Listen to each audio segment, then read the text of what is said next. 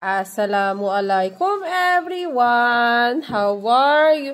Matagal-tagal na rin ako hindi nakagawa ng fruit salad. So, gagawa ko ng fruit salad. Ayan. Etong fruit salad na to ay galing to sa playgroup. O, diba? Atang ilalagay ko. Tapos lalagyan ko ng coconut milk. Karaniwang fruit salad. Ayan, haluin na natin siya. Lagyan natin ng evaporated milk. Isang lata. Tapos condensed milk. Lagyan ko pa ng isang lata nito. Lalagyan pa natin ng isang coconut milk. Lalagyan na natin to sa fridge. Sarap po.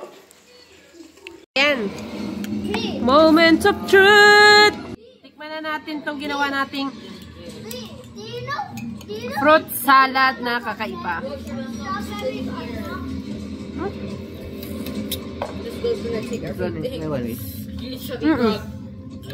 Sarap ah? Sarap. Try nyo rin to yung coconut oil. The coconut make it nicer. Try nyo itong may coconut milk na ano, nasa ano. Get the original coconut. Ma, ito coconut milk. No, like here. We have to go back to Philippines. Get the original coconut. Ang sarap ng ano. Lasang, ang ingay doon sa barangay namin. Alam nyo ba? Para gusto lahat yung nagsasalita. Gusto lahat nagre-reklamo. Sa barangay namin, tingnan nyo. Hindi na natapos sa ano. Bye.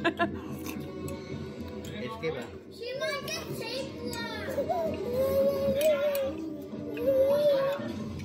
Ay, atat na eh. Rosha, sige na.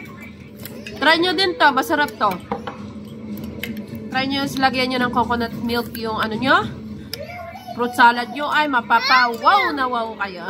Yun lang. Assalamualaikum. Diyas sa kakayaran. Bye.